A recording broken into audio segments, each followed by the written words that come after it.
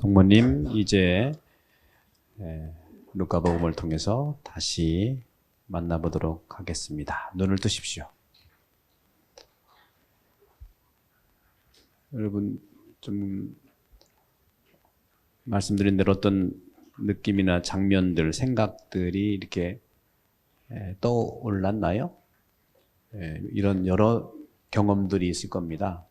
이런 경험들을 지금 다 나눌 수는 없고, 그래서 소그룹으로 이건 이제 우리가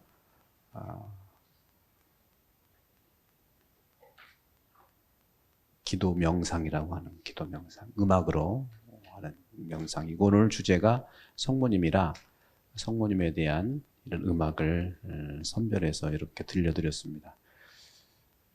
이런 음악이 우리를 치유라고 하는 것은 꼭 병이 있어서가 아니라 나도 모르게 나를 스쳐서 지나가는 경우가 많거든요. 나 아닌 나 때문에 어려움이 있을 수 있어요. 본래 내가 나를 느낄 수 있는 것이 훨씬 이런 음악을 통해서 도움을 많이 받을 수 있다는 그런 체험을 나누기 위해서 했습니다. 자, 그러면 이제 정신 차리시고, 이걸 보시면 이제 정신 똑바로 차려야 됩니다. 지금은 이제 빗장 풀고 감각 그리고 느낌, 장면들을 바라봤다면 이제는 이 PPT를 바라보면서 마무리하도록 하겠습니다. 네. 자, 여기 보시면 엘리사벳이 만나서 말씀드린 대로 아까 오전 중에 이제 말씀드린 내용을 하면서 마지막에 말씀이 이루어지리라고 믿으신 분이다 하는 그런 찬양과 고백을 합니다.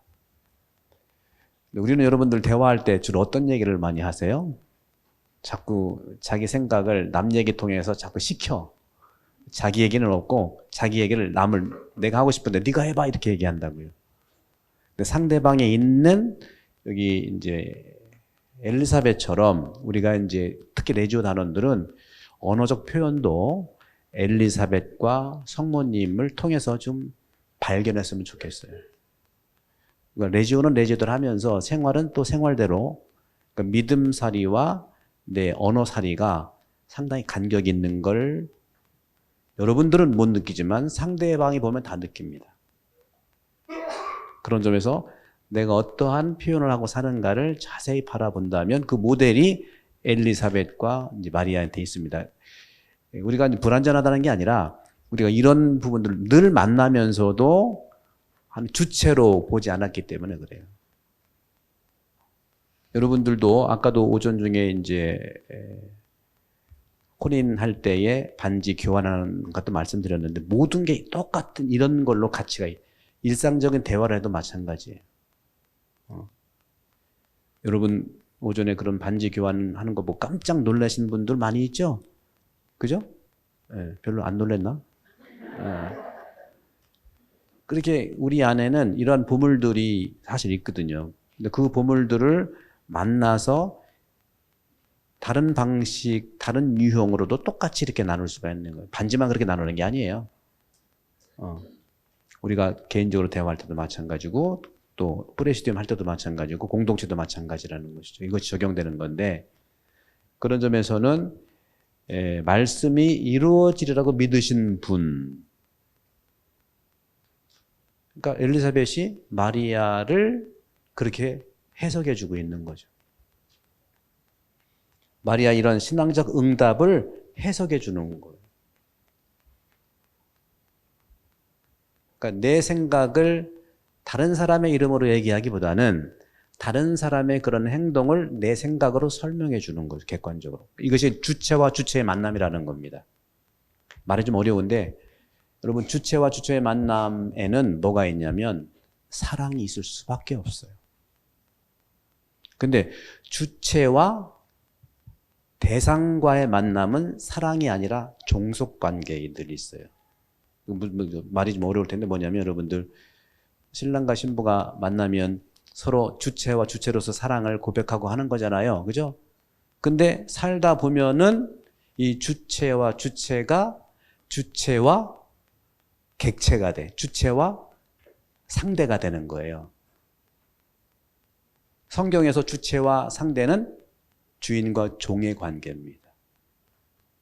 그래서 부부가 서로 대화할 때 어떤 대화가 나누냐? 내가 안 해준 게 뭐 있어? 이렇게 나온다고. 이거는 주체, 해주는 거니까 주체와 상대와의 관계야. 이거 누가 말하는지 뻔히 알죠? 그죠? 내가 안 해준 게 뭐 있냐? 또 상대방, 나한테 해준 게 뭐 있어? 이게 이제 주체와 상대와의 관계에서 사랑이 아니라 책임 문제를 따지는 거죠. 책임. 그래서 이제 그 부부들도 이렇게 와서 또 젊은이들 마찬가지, 젊은이들이 서로 짝을 이루고 서로 남녀 관계를 맺잖아요. 그렇죠? 그런 관계에 보면은 이제 제가 이제 남편한테 물어봐요. 부인한테 해드린 게 뭐 있나요? 그러면 제가 돈 벌어다 드리고요. 때 되면 결혼 기념일날 선물도 해주고요. 멀리 간다면 자동차도 제가 태워줬습니다. 그러면 부인은 뭘 해주셨어요? 밥 해줬잖아요. 밥을 아무나 해줘요? 아, 그리고 또 뭐 하신 거 있으세요? 애 낳잖아요. 남편이 애 납니까? 이런 관계 안에는 사랑이라기보다는 주체와 상대 안에서의 관계라는 거죠. 그럼 저는 그럽니다. 그런 일들은 파출부가 하는 일입니다. 제가 파출부 폄하하는 거 아니야. 파출부 굉장히 중요한 분이에요. 절대로 좀 파출부 폄하하는 거 아닙니다. 상당히 오해하면 안 돼. 상당히 소중한 일을 하는 거예요. 근데 부부 관계는 그런 관계냐? 그 얘기를 하고 싶은 거죠. 그런 관계냐? 그러면 똑같은 거예요. 아까 반지를 주고받을 때 확 껴주고 상대방도 확 껴주는 이런 가치랑 비슷한 거죠, 이게 또. 주체와 주체의 관계는 그 안에 사랑이 있는 겁니다. 사랑은 뭡니까? 내가 줘도 되겠습니까? 하고 물어보면 본 다음에 상대방이 받겠습니다. 이게 사랑이야. 또 아니면은 나는 아닌 것 같은데요. 돌려주는 것도. 이것도 사랑의 관계에 이루어질 수 있는 거라. 줘서 안 받으면 막 분노하고 어디 잘 되나 보자 뭐 이러고. 이거는 사업할 때나 그렇게 하는 거죠. 사업. 그죠? 근데 사업하시는 분도요. 옷 입어보고 안 사도 또 오세요 하지. 옷도 입어본 다음에 안 사고 가고 막 뒤에서 뒷담화하고 그러면 진짜 또 안 할 수도 있어요. 사업 관계에서도 이것은 진심으로 부부 관계처럼 대한다면 사업도 상대방이 알아본다는 거죠. 더군다나 우리 레지오 단원들은 이 성모님과 엘리사벳의 이런 관계에서도 마찬가지고, 그래서 우리는 주체와 주체의 관계라는 것은 그 안에 사랑이 있는 관계다는 거죠. 사랑의 관계가 있다면은 우리가 알 수가 있는 거죠. 그런 점에서 이렇게 이제 기도하는 마리아가 이렇게 이제 자기의 처지를 동병상련으로 이해하면서 만난 엘리사벳 대화를 한 다음에 기도를 하는 거예요. 마리아의 노래가 있죠. 마리아 노래하는 거죠. 성령께 magnificat이라고 하죠. 쭉 나와요. 특히 여러분 레지오 단원들도 이 magnificat은 하지 않습니까?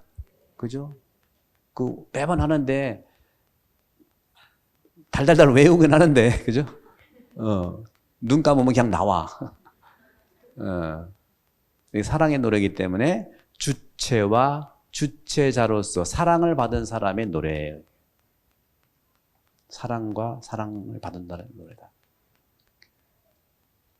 내 영혼이 주님을 찬송하고 내 마음이 나의 구원자 하느님 안에서 기뻐 뛰니 그분께서 당신 종의 비천함을 굽어보시기 때문입니다. 자기 스스로는 종이라고 하는 상대로 얘기하지만 하느님께서는 주체로서 관계를 인정해 주는 것이죠. 종이라는 표현이 여러 번 나와요. 여기 당신 종 이스라엘을 거두셨으니. 바로 아까도 얘기한 것처럼 마리아는 개인 마리아만이 아니라 이스라엘을 대표하는 참 신앙인으로서의 마리아이기 때문에 내가 종인 것처럼 당신 종 이스라엘을 굽어 살폈다. 집에서 남편이면 남편, 부인이면 부인, 가정을 대표하는 자기 때문에 남편을 통해서 부인을 통해서 가족을 굽어 살피는 분이 하느님이라는 것이죠. 이 magnificat, 마리아에 관한 가장 오래된 신학을 가지고 있는 기도입니다. 마리아에 대해서는 가장 오래된 그런 신학 내용이에요. 초기 그리스도교 공동체는 이미 마리아를 하느님의 어머니로 생각하고 있음을 증언하는 자료가 이 마리아의 노래입니다. 두 가지 부분으로 볼 수 있어요. magnificat이 크게 이제 본다면 두 부분으로 나눌 수 있는데, 전반부 1장 46절에서 50절, 마리아 자신에게 이루신 하느님의 업적을 찬양하는 겁니다. 마리아에게 이룬 하느님의 업적을 찬양하는 것이죠. 두 번째는 1장 51절에서 55절까지는 인간 역사 안에 행하신 하느님 업적을 찬양하는 거죠. 그러니까 마리아에게 이루어진 하느님 업적, 또 마리아가 인간 역사를 대표하는, 이스라엘을 대표하는, 우리 모든 레지오 단원들을 대표하는 역사 안에서 행하신 하느님 업적의 찬양이에요. 그러니까 우리가 이 magnificat을 기도할 때 우리 꾸리아, 우리 프레시디움, 아니 우리 본당의, 아니 전 세계의 레지오 단원들을 통해서 이루시는 당신의 업적을 우리는 찬양한다는 것이죠. 그 중에서 이제 보잘것없는이라는 표현이 나오는데, 우리 새 번역에서는 이제 보잘것없는 표현이라기보다는 그전 번역, 보잘것없는이라고 하는 것은 뭐냐면, 여기 이제 마리아의 노래 1장 나왔던 부분에서 39절부터 쭉 방문한 다음에 마리아의 노래가 중간쯤 보게 되면 마음속 생각이 교만한 자들을 흩으셨습니다. 통치자들을 왕좌에서 끌어내리시고 비천한 이들을, 이라는 표현, 비천한 이들. 보잘것없는 사람들이 비천한 이들. 또 굶주린 이들을 좋은 것으로 배불리셨다. 그러니까 비천한 이들, 굶주린 이들 다 보잘것없는 사람들. 그러니까 별 볼 일 없는 사람들이 성당에서 대우받아야 됩니다. 가정 안에서도요, 여러분 다 느끼시지 않나요? 똑같잖아요. 가정 안에서 여러 자식들이 있는데 그 중에서 똘똘한 자식하고 조금 뭐 더 채워야 될 자식이 있다면 엄마 아빠는 또 누구한테 신경 쓰여? 그렇게 똑같은 거예요. 똑같은 거라고. 저도 그런 부분들을 좀 사제생활 하면서 많이 느껴요. 주교님께서도 우리 많은 사제들을 대하시는데 정말 자기 앞가름 잘하고 정말 능력 있고 하는 신부들을 걱정하시겠어요? 아니면 신부는 신부인데 여러 가지 문제 연구소를 가지고 있는 그분들한테 신경을 쓰이겠어요? 똑같은 거거든요. 다를 게 없어요. 저도 그래요. 여러분, 우리 교우들이 있는데 아주 건강하시고 능력 있고 열심한 분들이 신경 쓰시겠어요? 아니면 여러 가지 문제연구소 소장님을 신경 쓰시겠어요? 그렇죠? 똑같이 이제 존엄한데 특별히 제가 더 마음이 가고 더 가까이 해줘야 되는 것은 예수님처럼, 성모님처럼의 노래처럼 그분한테 더. 그러니까 여러분들 우리 기준이 많이 모였다. 또 중요한 책임 있는 사람들의 모임이다. 존중합니다. 그러나 일주일에 시간이 없어서 못 나오시는 분들을 찾아갈 수 있는 거. 그래서 이쪽을 내가 등한시하는 게 아니라 이쪽은 제가 없어도 하니까 내가 만날 수 있는 분한테 찾아갈 수 있는 그러한, 여러분 집하고 똑같은 거예요. 다른 게 아니에요. 교회는요, 그런 거. 교회는 여러분하고 동떨어지는 세상이 아니에요. 여러분 똑같은 마음을 가지고 있는 거죠. 이 보잘것없는 사람들이 배불러 그다음에 들어 올려지는 그런 기도. 그러니까 레지오 단원들은 이러한 마리아의 노래의 내용으로서 활동을 조금씩 할 수 있어야 되지 않냐. 그런 거죠. 그래서 저도 교구청도 있었고 학신학교에 있을 때 주교님하고 많이 얘기를 해보면 저 본당은 굉장히 큰 본당인데 큰 본당, 오래된 본당이고 역사가 아주 깊어요. 근데 본당 신부님들 가는 거 보면 조금 큰 본당, 뭐 오래된 본당, 열심한 본당에 비해서 좀 여러 가지 문제연구소에 신부님들이 가는 것 같아요. 본당 신부로. 조금 내가 보기에 그래도 좀 능력 있는 신부가 가면 훨씬 낫겠는데 꼭 그런데 보면은 이렇게 좀 다 그런 건 아닌데 내가 보기에는 그래서 한 번은 주교님 물어봤어요. 주교님, 이 본당이 그렇게 열심하고 여러 교우들이 있는데 조금 여러 가지 문제 연구소 말고 이런 신부님들을 좀 본당 신부로 파놓으면 훨씬 더 발전되지 않겠습니까? 그러니까 주교님이 한마디로 그러시더라고요. 다 똑같은 자식인데 그래도 내가 좀 걱정되는 신부는 믿을 만한 본당에 보내야 되지 않겠어? 그래서 이해했어. 우리 교우들을 뭐 함부로 하라는 게 아니고 열심한 본당이라 하니까 신부님들을 좀 아껴주고 조금 여러 가지 문제 연구소가 있어가지고 조금 그래도 그런 또 이해력이 있더라고요. 그래서 우리는 겉에 보이는 것만 가지고 봤다가는요 예수님을 만날 수 있는 기회를 놓칠 수도 있다고 봅니다. 그래서 우리는 하나하나를 더 보이는 것만이 아니라 좀 기다려주고 왜 그랬을까 또 곰곰이 성모님처럼 생각하고 하는 그런 것들이 성모님과 예수님의 그런 가치이지 않겠는가. 그래서 이 보잘것없는 자라는 건 뭐냐면 야훼의 하느님의 가난한 자들의 처지예요. 루카복음은 가난한 자들을 위한 복음입니다. 행복선언도 보게 되면 마테오는 마음이 가난한 사람들은 행복하다고 그랬지만 루카복음은 마음자 빼고 그냥 가난한 사람이 행복한 거예요. 실제적으로. 그리고 루카복음은 예수님이 가난한 자야. 가난한 자로 오셨어요. 이 가난한 자라고 하는 것은 뭐냐면 하느님께 충실함으로써 가난하게 된 사람들이에요. 그러니까 잘 게을러가지고 피식도 못 먹고 능력 뭐 이런 거 자기 스펙 쌓고 열심히 하면 되는데 게을러서 가난했다? 가난과 또 다른 말로 어떻게 표현하고 가난과 게으름은 달라요.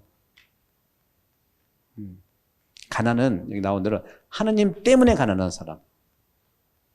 하느님 때문에 가난한 사람. 하느님의 삶에 충실하기 때문에 가난하게 된 사람. 그러면 하느님 때문에 내가 가난하게 되는 건 어떤 걸까 하는 거죠. 굉장히 이건 깊이 우리가 볼 문제예요. 하느님 때문에 나오는 것처럼 하느님께 충실함으로써 내가 가난해진다는 게 뭔가. 그 오늘 복음하고도 관계 있어요. 오늘 복음하고도 관계 있다. 연중 26주간이죠. 부자와 라자로, 거지 라자로와 부자의 관계. 여기도 관계 있는 거죠. 자, 그러면 하느님의 주도적 활동을 보면은 이 magnificat, 이 마리아의 노래에는요, 여러 가지 얘기 있는데, 동사들을 보게 되면 주로 동사가 나타나는 게 뭐냐면, 흩으셨다, 드러높이셨다, 배불리셨다, 내치셨다, 이런 말들이 동사가 많이 나와요. 흩으셨다, 드러높이셨다, 배불리셨다, 내치셨다. 이게 하느님의 주도적인 활동이에요. 그러니까 나는 하느님의 주도적 활동에 내가 얼마나 응답하는가.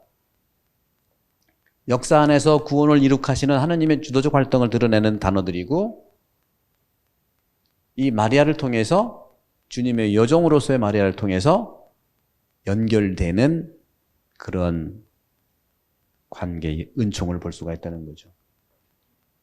바로 예수님의 순환도 역시 이사야의 야훼의 종에 대한 이런 모습을 상기시킵니다. 여기서 하느님은 예수님으로 드러나는 야훼의 종, 하느님의 종을 통해서 끊임없이 백성들에게 자비를 베푸시고 계십니다.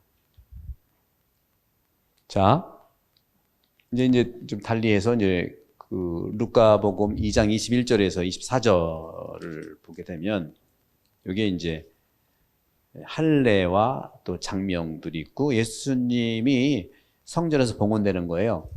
할례와 봉헌 예식인데 루카가 강조하는 것은 뭐냐면 이 봉헌 예식이라고 하는 것은 하느님께서 예수님이 하느님께 봉헌된 분이라는 사실. 예수님은 하느님께 봉헌된 분이에요. 그 하느님께 봉헌된다는 건 뭐냐면 백성을 위해서 살아간다는 것 같은 거예요. 사제나 수도자나 봉헌 생활을 하잖아요. 바로 그것은 뭐냐면 백성한테 다가가기 위한 삶인 거예요. 보시면 마리아가 율법을 준수하면서 하느님의 말씀을 지키시는 분이다.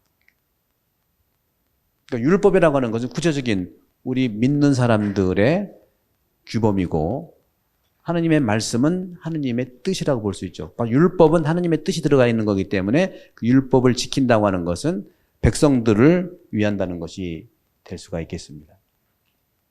또 시메온과 한나 예언인데 나와 있는 2장 23절에서 38절입니다. 시메온은 메시아 아기를 안고 하느님을 찬양합니다. 여기서는 칼이라는 표현이 나오죠. 칼처럼 찔리는 그런 아픔. 35절에 보게 되면 그리하여 당신의 영혼이 칼에 꿰 찔리는 가운데 많은 사람의 마음속 생각이 드러날 것이다.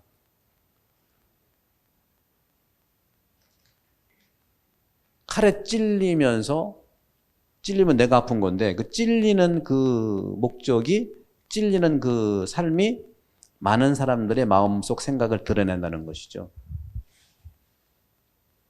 그래서 이 칼이라고 하는 것은 마리아가 예수의 운명에 직접 깊이 개입했다는 거예요.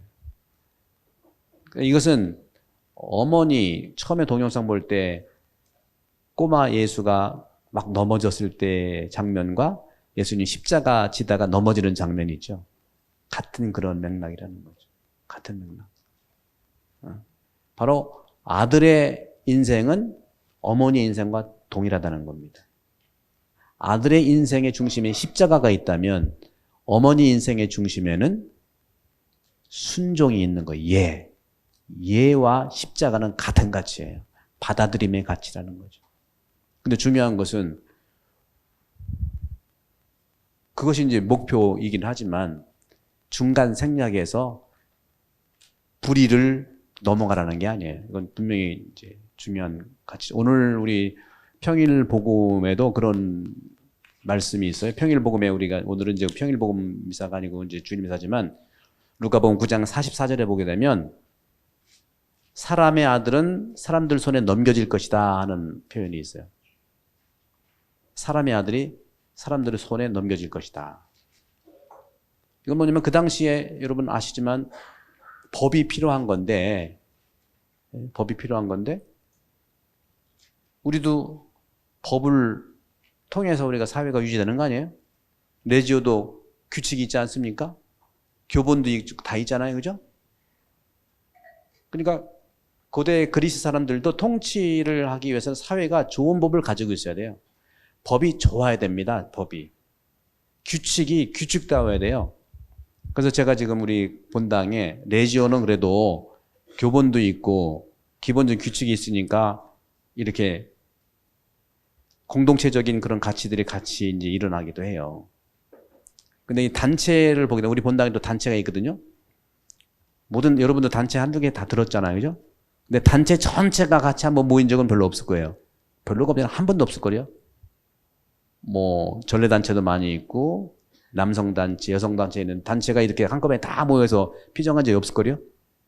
그거 없죠. 그죠? 네. 그 단체들은 열심히 봉사하는데도 불구하고 레지오처럼 체계와 어떤 그 규칙이 만들어졌다면 더 시행착오를 겪지 않고 잘 갔었을 거예요. 지금도 있긴 있는데 그 규칙과 법이 사실은 복음적이냐 하는 것을 살펴봐야 된다는 거죠. 그래서 제가 그걸 지금 보완하고 있어요. 하나하나를 다 보고 있습니다. 근데 느낌은 뭐냐면 이 규칙 가지고 이렇게 열심히 살아왔는데 너무 힘들었겠다. 너무 힘들었겠다는 거 제 느낌이에요.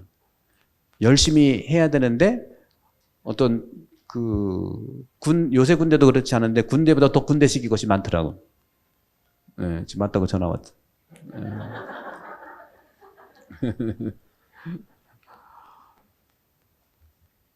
근데 어떤 경우에는요, 미개한 백성들이잖아요. 미개한, 뭐, 바르바르족이라든가, 독일에. 여러분, 독일 사람들이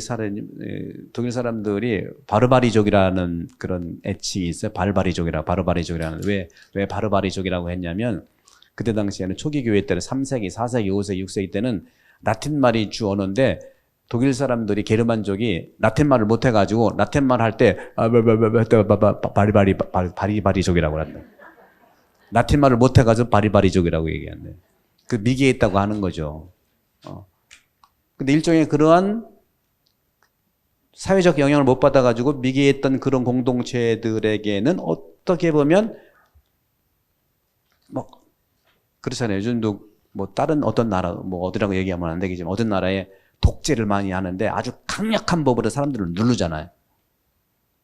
어떤 데는 또 아주 작은 법령으로도 엄청난 겁박을 주는 경우도 있어요. 어쨌거나 하지만 오늘날에는 법이라고 하는 것은 모든 폭력으로부터 백성들을 막아줘야 되는 것이 법이에요. 복음도 바로 똑같다는 거죠. 복음. 내지의 규칙도 그래야 되는 거고 단체 규칙도 어떠한 경우에 다 불의로부터 보잘것없는 사람들을 막아줘야 된다는 거죠. 근데 우리는 어떻게 이 단체에 어떤 예를 든다면 명예를 회수시키거나 예를 들어서 무슨 구체적인 그런 법을 어길 경우에 이런 것들을 이제 염려를 하시는데 예수님께서는 모세의 율법도 있고 모세의 율법은 하느님의 법이죠. 예수님 당시에는 모든 세계를 하나로 통폐합했던 인간의 최고의 로마법도 있었어요. 그러니까 로마법으로도 문제가 있었고 율법으로도 문제가 있어가지고 돌아가셨다는 거예요.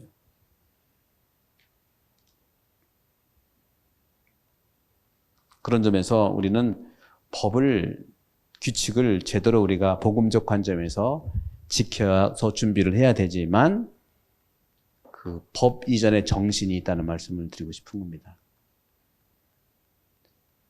다니엘서 쭉 나와 있는데 연골에서 역시 이 시메온과 한나의 이야기는 종말론적인 시대가 이미 시작됐고 시메온과 한나가 이미 알아차려 하느님을 찬양한다는 것을 강조하고 있습니다. 자, 이게 이제 아까 말씀드렸던 예수님의 소년 시절. 루카복음은 예수님의 소년 시절 이야기가 2장 41절에서 52절에 걸쳐서 나와요. 여기 보게 되면 이 구절을 보게 되면 예수님의 소년기를 전하는 유일한 자료예요. 예수님 소년에 대해서 유일하게 전하는 게 이 2장 41절에서 52절인데 여기에서 어떤 걸 얘기하냐면 예수님의 아버지 없는 잉태라고 하는 것은 뭐냐? 그러니까 요셉이 친아버지가 아니잖아요. 그래서 양부라는 표현도 쓰는데 예수님이 아버지가 없다는 건 뭐냐? 하느님의 아들이란 뜻입니다. 하느님의 아들이란 뜻이에요. 그래서 혹시 모르겠어요. 우리 아버님 일찍 여의고 혼자가 된 일종의 고아는 하느님의 아들이야. 그렇게 여러분 인정하고 보살펴줘야 돼. 그래서 초기 교회 때는요, 과부, 고아, 철저하게 하나님의 아들처럼 섬겼어요. 왜? 예수님이 아비 없는 자식이잖아. 그죠? 깊이 새겼다는 말, 이 마리아의 정말 특별한 그런 표현이에요. 깊이 새겼다.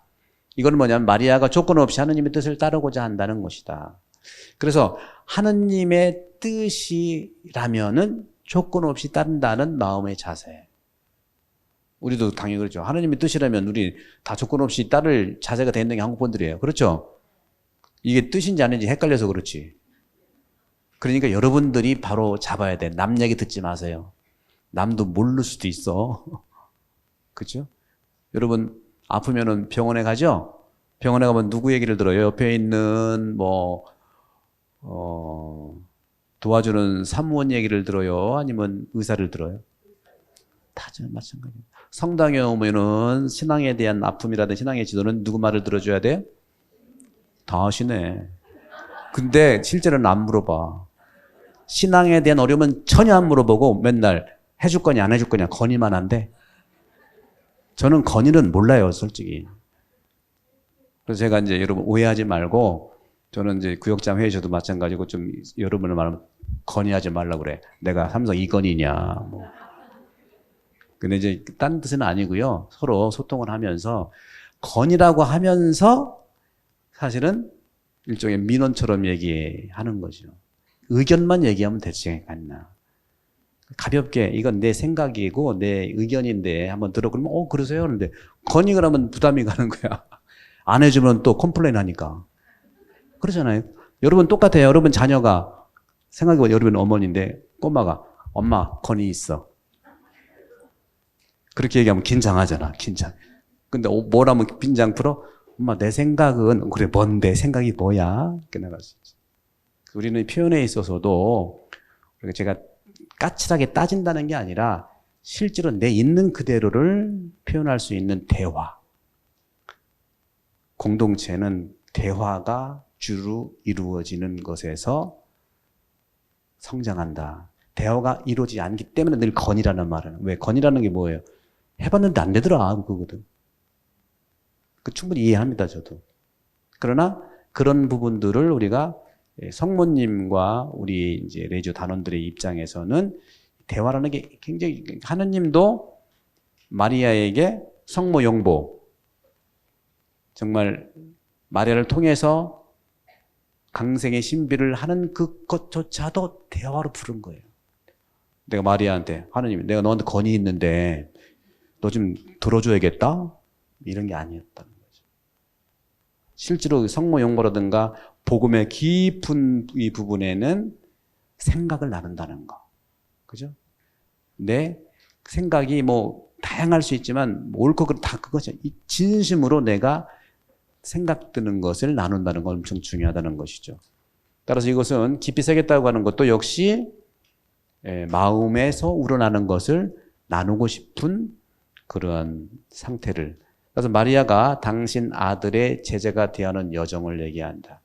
여기서는 뭐 아들이 어떻게 스승이고 엄마가 제자냐 그럴 수 있지만 이건 영적인 측면에서 얘기를 하는 거죠. 하느님의 부르심과 마리아의 어떤 선택. 자, 참가족에 대한 부분들. 루카복음 8장 19절에서 21절인데 예수님의 참가족. 루카복음 안에서 예수님의 이런 공생활 속에는요, 마리아라는 이름이 언급이 없어요. 그리고 아까도 좀 말씀드렸는데 누가 내 어머니고 내 형제냐 하고 묻지를 않아요. 마테오는 묻는데 다른 복음서와 같이 이렇게 군중 또는 제자를 가리키는 몸짓도 없어요. 루카에게 마리아는 철저하게 예수님을 지향하고 추종하는 사람입니다. 내조 단원들도 역시 마찬가지예요. 마리아가 원하는 것은 예수를, 자기와 같이 예수를 추종하는 사람이기를 원해요.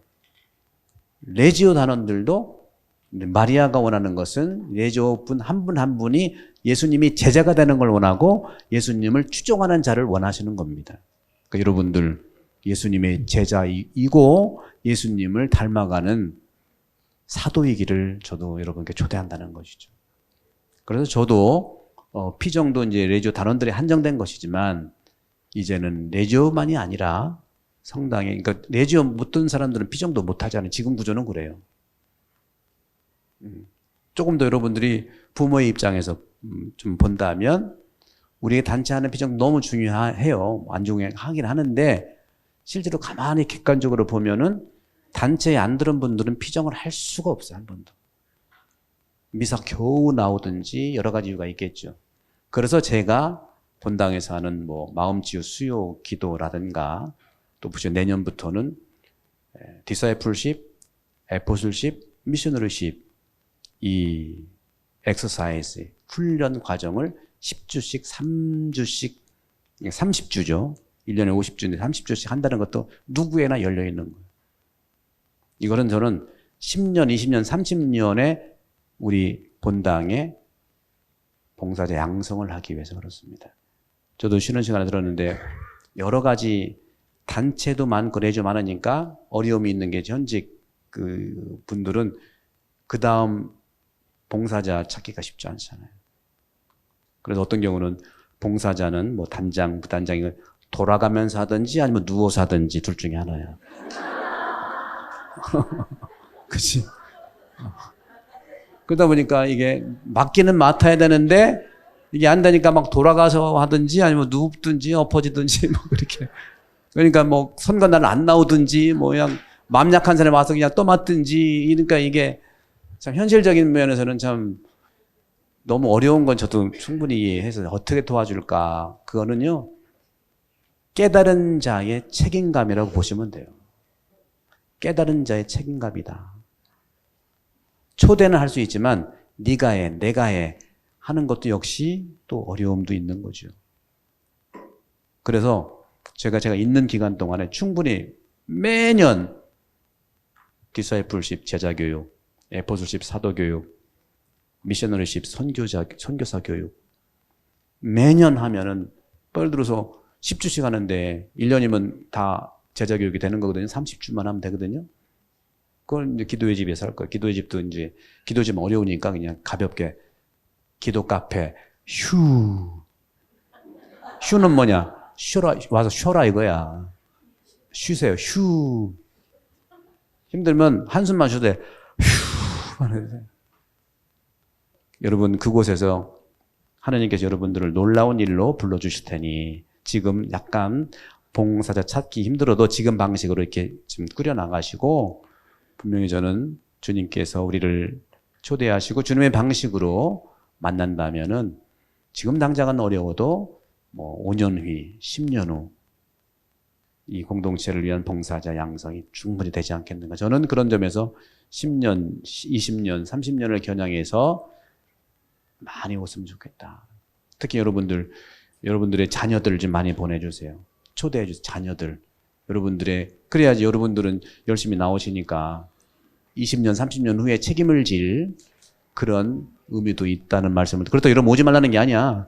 오해하지 마시고 그렇게 해주시면 좋겠다는 말씀 드립니다. 자, 이제 마지막 부분에 보면 이제 루카 11장 27절, 28절 참 행복과 성모 마리아.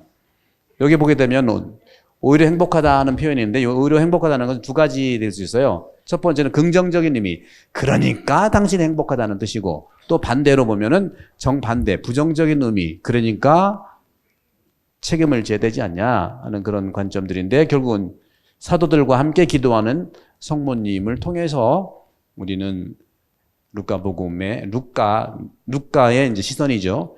사도행전도 루카가 쓴 거니까 이제 루카복음과 사도행전 통틀어서 본다면 사도행전의 마지막 마리아의 모습까지도 기도하는 사도들이에요.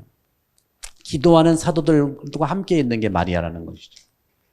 그래서 레지오 단원들은 저는 그렇게 생각해요. 활동도 분명히 해야 됩니다.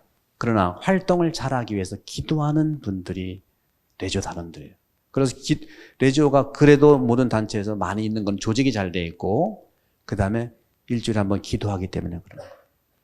그러니까 여러분들 레지오 들어와서 성모님, 제가 이렇게 한 강의들을 한 번 듣는 거로는 족하지 않죠. 그죠? 그때는 들을 때는 들었지만 또 지나가면 잊어버리니까 계속 반복해서 여러분들 스스로 보시면서 성모님을 닮아가는 것이 좋겠다는 말씀을 드립니다. 루카는 유일하게 예수님 승천 이후에도 마리아의 행적을 전해준 분이에요. 승천 이후에도. 그 다음에 예수님의 지상생활 첫 이야기가 마리아만 말해줄 수 있는 거예요. 마리아는 예수님의 잉태부터 승천 이후까지 계속 예수님의 제자 중에 제자의 모델이에요, 여러분. 제가 여러분들 뭐 디사이플십, 뭐 에포슬십, 미셔너리십 한다는데 그 중심에 마리아가 있는 거예요. 베드로는 베드로의 사도의 그런 교회에 세우는 그 입장이 있지만 참 제자의 모습은 마리아예요. 그러니까 레지온 마리아 단원들은 누구보다도 예수를 닮아야 되고 따라야 됩니다. 말도 예수의 방식으로, 행동도 예수의 방식으로, 마음도 예수의 방식으로. 그것은 여러분들의 몫이에요. 루카는 교회 형성 과정에서 마리아의 큰 위치에 큰 의미를 부여했다. 그래서 마리아가 교회예요. 마리아가 교회라. 마리아의 자궁, 교회입니다. 그 자궁 속에 말씀이 있었잖아요. 그죠? 교황 요한 바로 2세께서도 말씀의 강생 순간과 교회 탄생 사이를 연결시켜주는 사람이 마리아다. 탄생도 마리아를 통해서, 교회 탄생도 마리아를 통해서 그러는 거예요. 마리아를 제대로 만나면 강생의 신비를 살면서 뿐만 아니라 교회의 신비까지도 살 수 있는 것이 마리아입니다. 그런 점들을 여러분 보시면서 오늘 하루 종일 루카에 의한